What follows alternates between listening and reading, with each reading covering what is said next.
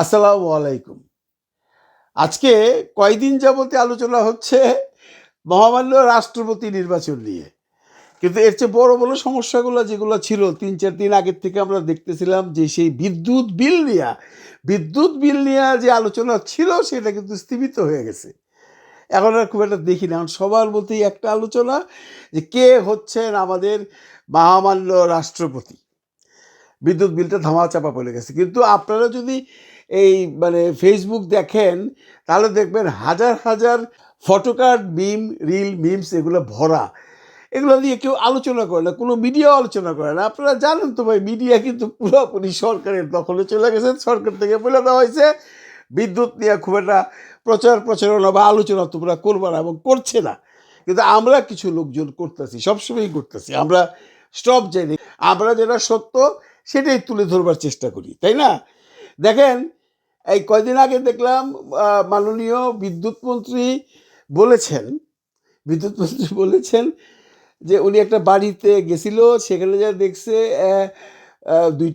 দুইটনি AC চলে, তারপর Blender চলে, তারপরে আপনার ফ্রিজ আছে, 7,000 টাকা বিল দেয়। কেন? এটা তো পৃথিবীর মধ্যে এমন কোনো দেশ নেই যে এত কম টাকায় এই বিদ্যুৎ পাওয়া যায়। উনি অবশ্য একটা কথা ভুলে গেছেন, ওই বাসায় 2-3টা চার্জারও আছে, সেগুলোর কথা উনি ভুলে গেছেন। জাঙ্কিয়া দেখেন, আমি আমি এই যে সুইডেনে আছি, আমি সুইডেন নিয়ে কথা বলি। আমার এটা 3 রুমের বাসা, 2টা বেডরুম, একটা ড্রয়িং রুম। আমরা 3 জন মানুষ থাকি, আমি, আমার ওয়াইফ আর আমার ছেলে। আমাদের এখানে সকালে নাস্তা খাওয়া হয়, দুপুরবেলায় ভাত রান্না হয়, সন্ধ্যাবেলায় ভাত রান্না হয়। এবং বলে রাখা ভালো, ভাত কিন্তু আমরা রান্না করি ইলেকট্রিক চুলাতেই, সেটা আপনারা জানেন। এবং আমাদের বাসায় মাইক্রোওভেন আছে, আমাদের বাসায় ওয়াটার হিটার আছে। আমরা যতবারই চা খাই, পানিটা ওয়াটার হিটারে গরম করি। 2টা বড় বড় ফ্রিজ আছে, একটা হলো নর্মাল ফ্রিজ, একটা হলো ডিপ ফ্রিজ। তারপরে ইলেকট্রিকের ব্যাপারে যদি বলেন, সব ঘরে ফ্যান নেই, আমাদের এখানে ফ্যান লাগে না। কিন্তু আমাদের এখানে উইন্টারে ওয়ারবার চলে, কিন্তু সামারে ওয়ারবার চলে না। কিন্তু সামারে এখন আমরা ফ্যান চালাই, টেবিল ফ্যান চালাই, সিলিং ফ্যান লাগানোর কোনো সিস্টেম নাই। সামারে আমাদের প্রতি মাসেই গড়ে বিদ্যুৎ বিল আসে 300 থেকে 350 ক্রাউন। তার মানে বাংলাদেশি টাকা যদি আপনি হিসাব করেন, 3 × 36, মানে 3600 থেকে 4000 টাকা। এটা হলো সামারে। আর উইন্টারে যখন শীতকাল হয়, তখন 24 ঘন্টায় ইলেকট্রিক ওয়ার্মার চলে। প্রত্যেকটা ঘরকে গরম রাখার জন্য সেট করা আছে ওয়ালের সাথে, এগুলো চালু হয়, এগুলোর একটা বিল আসে। তখন যে আমাদের বিদ্যুৎ বিল আসে 400 থেকে 450, মানে 100 ক্রাউন বাইরে যায়। দেখেন আমরা কতগুলো জিনিস চালাই মাননীয় মন্ত্রী মহোদয়। 2টা ফ্রিজ, 2টা ফ্যান, ইলেকট্রিক চুলায় 3 বেলা রান্না করা, ওয়াটার হিটার, ব্লেন্ডার, এবং ফ্রায়ারও আছে। ফ্রায়ার মানে যে কিছু খাওয়া আছে না, তেলে ভাজা, মনে করেন আমরা চিকেন লেগস কিনে আনলাম, আজকে খাইলাম, সকালবেলায় রাত্রেবেলায় খাবো, ওটা ফ্রায়ারে দিলে একদম নতুন হয়ে যায়। ফ্রায়ার চলে। তারপরে আমাদের এখানে যেহেতু বাংলাদেশের মধ্যে কোনো সিস্টেম নাই যে দোকানে যে কাপড় ইস্ত্রি করব, আমরা কাপড় ইস্ত্রি করি। এবং সামটাইমস, যদিও সবসময় না, আমি ঘরে মেশিন চালাই, কাপড় ধোয়ার মেশিন। ও, ডিশওয়াশার তো আমরা হাত দিয়ে ধুইলে ওটা ইলেকট্রিক্যালে চলে। এবং ঘর যে পরিষ্কার করি, দাম সুগার মানে ভ্যাকুয়াম ক্লিনার, ওইটাও ইলেকট্রিকে চলে। এত কিছু অ্যাপারেটস চলার পরেও আমরা 350 থেকে 400 টাকা হায়েস্ট দেই, 500 টাকা উইন্টারে। আর আপনি বললেন 7,000 টাকা পৃথিবীর কোথাও এত ফ্যাসিলিটিস দিবে না। এটা ডাহা মিথ্যা কথা মাননীয় মন্ত্রী মহোদয়, আপনাকে আমন্ত্রণ জানাইলাম।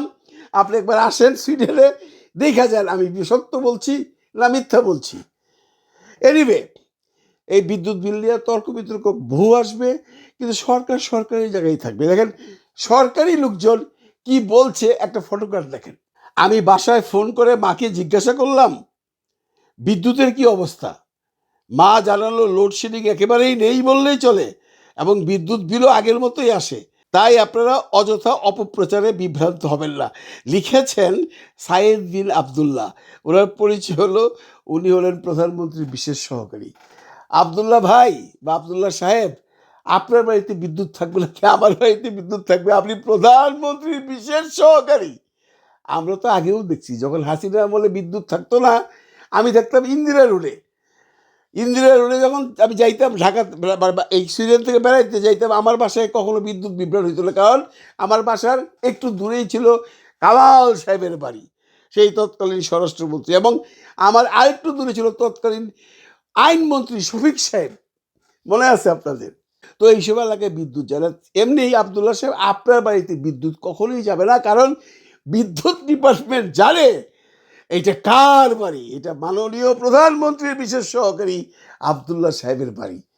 সুতরাং এগুলো বললে পাবলিক হ্যাপি হবে না, পাবলিক বুঝে, বরঞ্চ এগুলো না মানুষ একটা সমালোচনা করে, এগুলো না লিখাই ভালো।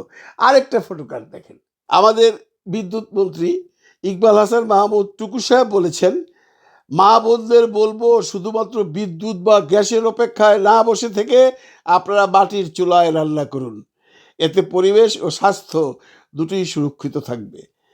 মানে শেখ হাসিনা যা বলছিল সবই এরা বলতেছিল ভাই। শেখ হাসিনা বলছিল না যে কি কাঁঠালের বার্গার বানান, যদিও কথাটা কিন্তু সত্য, কাঁঠালের বার্গার কিন্তু হচ্ছে এখন, উনি তখন তখন বলছিল মানে মানুষকে বোঝানোর জন্য।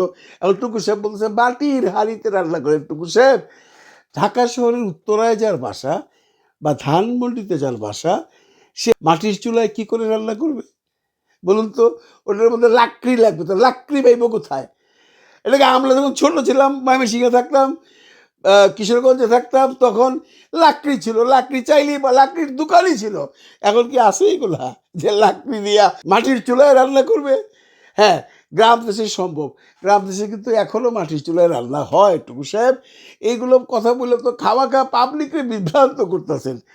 আরেকটা দেখেন, এই যে আপনারা বেশি টাকা দিয়ে তেল গ্যাস সহ প্রয়োজনীয় জিনিসপত্র কিনছেন, এই বাড়তি টাকাটা কিন্তু বাংলাদেশেই থাকছে। এখানেও কিন্তু সবার আগে বাংলাদেশকে বলছেন ডক্টর জাহিদুর রহমান, প্রধানমন্ত্রীর উপদেষ্টা। কি সুন্দর কথা বলছে দেখছেন? মানে আপনারা যে বেশি টাকা দিতেছেন গ্যাসের জন্য, বিদ্যুৎ বিলের জন্য, এটা তো দেশেই থাকতেছে, এটা তো বিদেশ যাইতেছে না।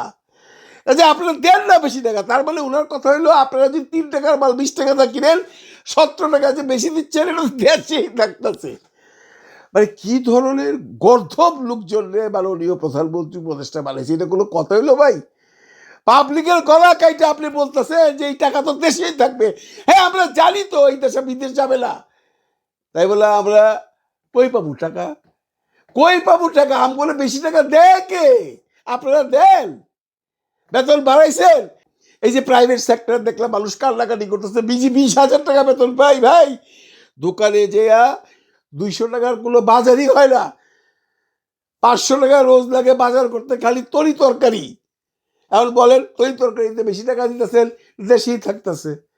হ্যাঁ ভাই, সবই দেশেই থাকতেছে, তাই বলে আপনারা এইভাবে বাড়াইয়া এইভাবে পাবলিককে ধোকা দিবেন। আরেকটা শেষ ফটোকার্ড দেখেন, আবার সেই বিদ্যুৎ মন্ত্রী বলতেছে গ্রামে কোনো লোডশেডিং নেই। বিদ্যুৎ মন্ত্রী টুকু, গ্রামে কোনো লোডশেডিং নাই ভাই। আমি আমার গ্রামে ফোন করি প্রায়ই না, আমার কিছু গরিব আত্মীয় স্বজন আছে, তাদের সাথে আমার যোগাযোগ আছে, তারাও আমারে ফোন করে। ইদানিং দেখি না ফোন কমায় দিছে। তো আমি জিজ্ঞেস করলাম এই 2-3 দিন আগে, কিরে আজকাল ফোন টোন করস না?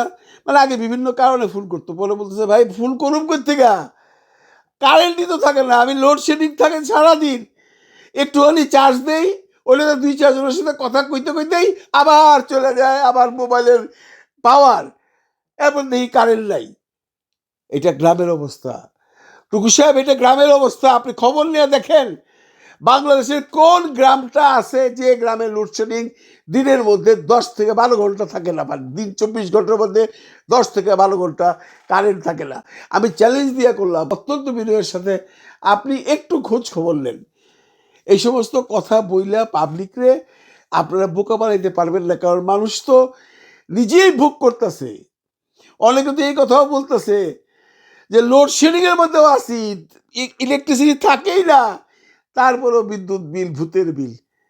এখান থেকে পরিত্রাণ পাইতে হবে, এখান থেকে পরিত্রাণ করতে হবে, নইলে মানুষের যে রাগ, মানুষের যে দুঃখ, মানুষের যে হাহাকার, মানুষের যে চিৎকার, আল্লাহর আরশকাই বাজাইতেছে তো। ওই যে দেখলাম কোন এক মুড়িওয়ালা না চাওলা, ওর বিদ্যুৎ বিল আসছে 1.5 লক্ষ টাকা।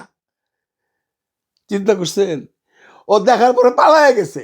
আমি তো ভাবছিলাম ও দেখার পরে হার্ট অ্যাটাক করবো, মরে গেছে।